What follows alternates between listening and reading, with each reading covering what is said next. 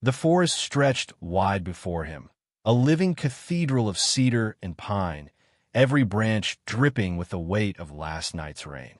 The air was thick with the scent of damp moss and smoke from a distant village fire. Elias Harding paused at the edge of the dirt trail, his cane sinking slightly into the soft earth. He was 72 now, his body stiff, his beard streaked with silver. But his eyes, sharp and unyielding, still carried the storm of a man who had seen both wonder and loss in equal measure. The younger rangers who accompanied him knew fragments of his story, rumors told in training camps and passed down like folklore. They knew that once, long ago, Elias had been the kind of ranger who didn't flinch, who would walk in a fire or a flood to protect the helpless. But what they spoke of most often was the night he had found a wounded bear cub caught in a hunter's trap deep in these very woods. Against orders, against reason, he had freed it, carrying the trembling creature in his arms for miles until dawn broke across the horizon. That choice had nearly cost him his career, and later, when the mother bear returned, it nearly cost him his life. Elias had not set foot in these woods since that day. He had left behind the forest, the patrols, even the friendships that had defined his youth. Too many scars, both visible and buried, had kept him away. Yet now, decades later, he was back. The rangers moved carefully around him, their radios clipped to their belts, boots crunching on gravel. They whispered among themselves, unsure why this frail old man insisted on returning here. Elias ignored them. His heart beat not with fear, but with anticipation, a rhythm that echoed the distant calls of crows circling above. He had not come for nostalgia, nor for recognition. He had come because of a rumor, one that refused to leave his thoughts. A massive bear had been spotted near the valley. Old, scarred, and strangely solitary. Some swore it was the same cub Elias had once saved, grown into a titan of the wild. Others dismissed it as fantasy. But Elias knew better. Deep inside, beneath the weight of years and reason, he felt it. A pull, almost primal, whispering that the bond forged long ago was not broken, only waiting. He adjusted his grip on the cane, lifted his gaze to the trembling canopy, and whispered under his breath, "If you're still here, I've come back." The trail narrowed as they entered the valley, where the canopy gave way to an open stretch of meadow. Sunlight spilled across the grass in fractured beams, the light shimmering on droplets clinging to every blade. Elias slowed, his cane dragging faint lines through the mud. His chest tightened, not from the effort, but from the memories that hung like shadows at the edges of the clearing. He could almost hear it again, the desperate whimper of a cub caught in steel jaws, the frantic beating of his own heart as he pried open the trap with bare hands, ignoring the blood running down his fingers. He had carried that tiny life against his chest, felt its trembling breaths, and whispered into the darkness, "You'll live." The memory was sharp as glass, and for years it had haunted him. One of the rangers, a young man with steady eyes and a rifle slung across his back, glanced at Elias. "Sir," he said cautiously, "this is where the tracks were last seen." Elias nodded. He didn't need to be told. The ground spoke for itself. Deep impressions mar the earth. Paws the size of dinner plates pressed into the soil, the edges still damp, fresh. The air carried a musk that made the hairs on his arms rise. This was no ordinary bear. Whoever had passed through here had been massive, a creature that commanded space simply by existing. The rangers shifted uneasily, their training warning them of danger. One muttered under his breath about tranquilizers, about protocols. But Elias raised a trembling hand. "No," he whispered. "No rifles. Not yet." The younger men looked at him as though he had lost his mind, but something in his voice silenced them. Elias stepped forward, every nerve in his body alight. His cane pressed into the ground with deliberate rhythm. Tap, step, tap, step, until he stood at the edge of the meadow. The silence deepened. Even the birds seemed to hold their breath. Elias scanned the treeline, his eyes sharp despite the weight of years. He had told himself this was foolish, that no wild creature would remember a moment buried under decades. But hope, stubborn and irrational, refused to die. And then, movement. From the shadows beneath a cluster of fir trees, a shape emerged. Slowly, deliberately, a bear stepped into the light. His coat was mottled with scars, thick and coarse, streaked with gray along the muzzle. He was enormous, shoulders rolling like boulders beneath his hide, each pawfall sinking deep into the earth. His eyes, however, amber, steady, ancient, were what froze Elias where he stood. The Rangers stiffened, hands hovering near their weapons.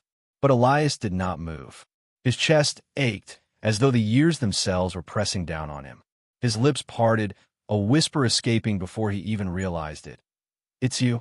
The bear stopped a few paces away, head lifting, nostrils flaring. The air between them pulsed with unspoken tension. Recognition or imagination? No one could say. But in that instant, Elias felt the weight of time collapse. He wasn't an old man leaning on a cane. He was the ranger again, young and reckless, holding a frightened cub in his arms. The bear's gaze locked onto his, steady, unblinking. The meadow seemed to narrow until nothing else existed. No rangers, no weapons, no world. Only a man and a beast, bound by a moment too impossible to explain. Elias tightened his grip on the cane, not out of fear, but to steady the flood of emotion threatening to break him. His voice cracked, but he forced the words into the charged silence. "Do you remember me?" The words slipped into the morning air, fragile as mist, and for a heartbeat nothing stirred. Elias felt foolish, a frail old man asking a question of a creature that should have no reason to answer. The rangers shifted behind him, one whispering nervously, "We should pull him back." Another's hand hovered near the tranquilizer gun, but Elias did not retreat. His cane pressed firmly into the ground, his body trembling not from fear, but from something far deeper, hope sharpened by 3 decades of waiting. The bear's chest rose and fell, each breath a slow tide of muscle beneath the scarred coat. His amber eyes remained fixed on Elias, steady and unflinching, as though trying to decipher the figure before him. Then, with a deliberate slowness that made the rangers stiffen, the grizzly took a step forward. The earth quivered beneath his weight. Another step. The rangers muttered, panic edging into their voices.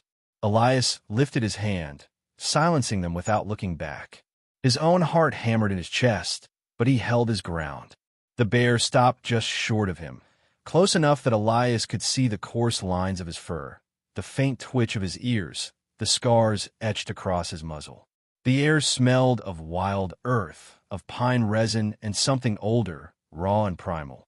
Elias's breath caught as the bear lowered his head, nostrils flaring, as though tasting the air around the old man. Every instinct told him to back away. Every rule of survival screamed that this was madness.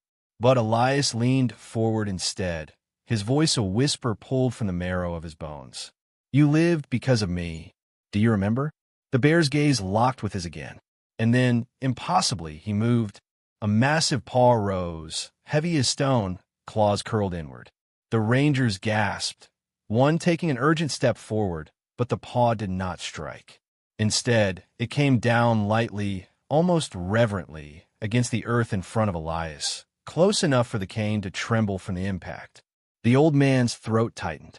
His free hand shook as he reached forward, hesitating just inches away from the thick fur. For a moment he could not do it. The weight of 30 years pressed against his chest. But then instinct, the same instinct that had driven him to risk everything for a helpless cub, guided him. His hand settled against the bear's neck. The fur was coarse, warm, alive. A tremor ran through Elias's body, and before he could stop himself, his eyes burned with tears. "You do remember," he whispered, half a statement, half a prayer. The rangers behind him stood frozen. They had heard the stories of Elias Harding, the man who broke rules, who sacrificed himself to save a wild creature. But stories had always been just that, legends told around campfires. Now they watched the impossible unfold before their eyes. A wild grizzly, scarred by years of survival, standing still beneath the touch of a man who should have been nothing more than a forgotten shadow of its past. The bear shifted slightly, leaning into Elias's hand with a weight that nearly buckled the old man's knees. His amber eyes softened, lowering his head in what could only be described as deference. For the briefest moment, the wild bowed to the man who had once defied it. Elias closed his eyes, and the decades fell away. He was no longer 72, leaning on a cane with aching bones.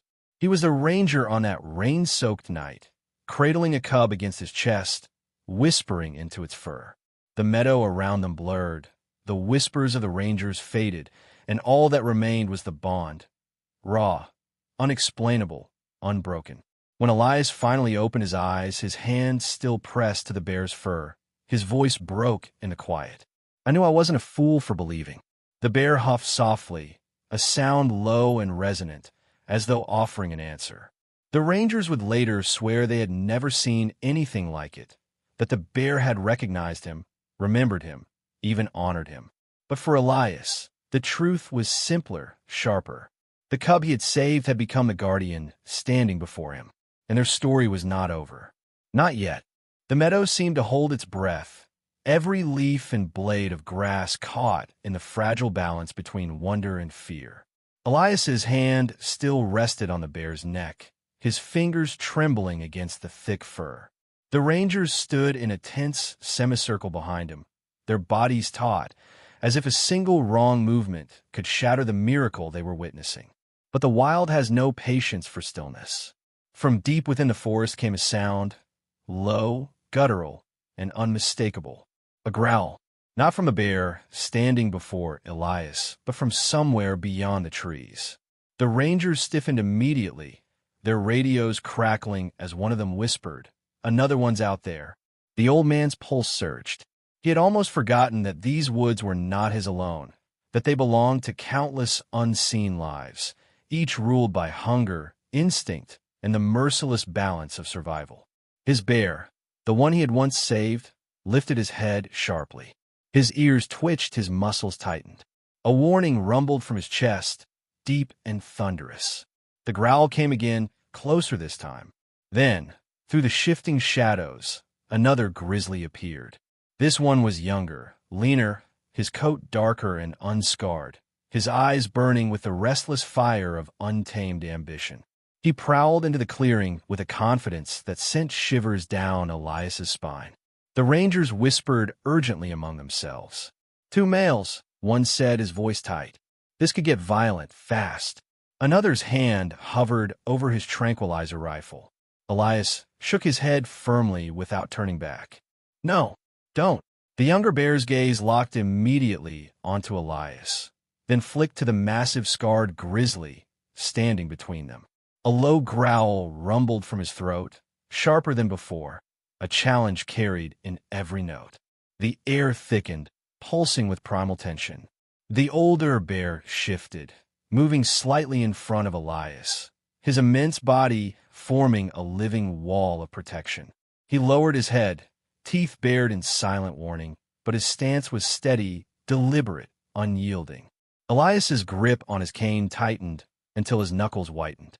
He could feel it, the invisible thread between him and the animal, vibrating with something beyond words. The bear wasn't just protecting territory. He was protecting him. The younger male circled slowly, his paws pressing deep into the damp earth. His amber eyes flickered between the scarred giant and the frail human behind him. Hunger burned in that gaze, but so did pride. Elias knew enough about the laws of the wild to recognize what was happening. This was no random encounter. This was a challenge. The older bear released a roar that split the silence like a crack of thunder. It reverberated across the valley, scattering birds into the sky, shaking the air itself. The younger bear faltered for half a second, then responded with a roar of his own, shriller, sharper, laced with youthful defiance. The rangers tensed, some raising their rifles. Elias spread his arms wide, his voice hoarse but commanding. "No, this is not ours to end." The two bears inched closer, their roars colliding like storms, shaking the earth. The scarred grizzly's body loomed like a mountain, scars glinting in the sunlight. The younger male's movements were restless, twitching with impatience, every muscle coiled to spring. Elias's heart pounded as he watched. The memory of 30 years ago flashed through his mind. The cub in his arms, the snap of the trap, the desperate throw that saved a life while breaking his own. And now, here that life stood, risking everything in return. The younger bear lunged suddenly, a blur of muscle and fury. Claws slashed, jaws snapped, the sound of the collision like an avalanche crashing through the clearing. Dust exploded into the air as the giants clashed, rolling, striking, their roars shaking the ground. The rangers shouted, their voices frantic, but Elias could not move. His cane slipped from his hand as he stumbled forward a step, his old legs trembling with the force of memory and terror. "Hold, my friend," he whispered, his voice cracking. "Hold." The scarred bear fought not with speed, but with experience.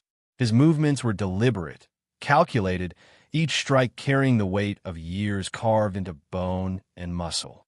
The younger one was wild, reckless, his blows fierce but unfocused. Claw met claw, teeth snapped, blood flecked the earth. Elias's chest tightened painfully. Every instinct in him screamed to intervene, to beg the rangers to act. But something deeper held him still. This was not his fight. This was the bear's choice, his moment to prove that the bond they shared was more than memory, more than instinct. The clash dragged on, the clearing ringing with fury and survival. The older bear roared again, his voice rolling like thunder through the valley. The younger one faltered, staggered, then circled with frustrated growls. He lunged again, testing, reckless. And then it happened. The scarred giant rose onto his hind legs, towering higher than Elias had ever seen, his massive body blotting out the sun. With a roar that seemed to shake the sky itself, he crashed down, his sheer weight forcing the challenger back. The younger bear stumbled, snarled, but at last hesitated. His amber eyes flickered, not with hunger, but with doubt. The meadow stilled. The rangers froze. Elias's breath caught in his chest. The younger male released one final, frustrated growl, then turned sharply, retreating into the treeline, his dark form swallowed by shadow. The silence that followed was immense, broken only by the ragged breaths of the victor. The older bear stood bloodied but unbowed, his chest rising and falling with deep, steady heaves. Slowly, he turned his head toward Elias. Their eyes met, amber to human gray, and in that gaze Elias saw the truth. The bear had not fought for dominance alone. He had fought for him. Elias's eyes burned as tears welled and spilled. His voice broke as he whispered into the silence. "You protected me after all these years." The bear huffed softly, lowering himself once more to the earth, his massive form settling heavily beside Elias's cane. The meadow exhaled, as though the world itself had been holding its breath. And for Elias, the truth was undeniable. The cub he had once carried had returned the gift. Their bond had not only survived the years, it had been tested and proven. Night fell gently over the valley, draping the meadow in silver light. The rangers kept their distance, their rifles lowered now, their faces pale with awe rather than fear. Elias sat on a fallen log, his cane beside him, his body trembling with exhaustion, but his spirit burning as fiercely as it had in his youth. Beside him, the bear lay stretched across the grass, his chest rising and falling in heavy, deliberate breaths. Blood matted his fur in places, but his eyes remained clear, steady, fixed always on the man who had once carried him through darkness. Elias reached out, his fingers burying themselves in the thick pelt. "You've given me more than I ever deserved," he whispered. 30 years ago, I thought I saved you. But tonight, I see the truth. You saved me." The bear shifted faintly, pressing his massive head against Elias's side, a gesture as gentle as it was monumental. Tears slid down the old man's face, tracing the lines of age and memory.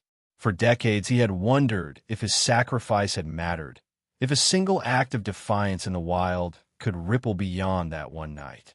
Now, in the silence of the meadow, with the scarred titan at his side, he knew the answer. It had mattered. more than he could ever have imagined. The Rangers would speak of that night for years to come, their voices hushed, their disbelief softened by reverence. They would tell of a bond that defied time and instinct, a story too impossible to be anything but true. But for Elias Harding, it was not legend. It was simply the closing of a circle. As dawn crept across the horizon, spilling gold through the trees, Elias tightened his grip on the bear's fur and whispered the only words that seemed enough. "Thank you." The wind carried them into the forest, into the endless memory of the land. And somewhere, beyond the reach of time, a bond remained unbroken.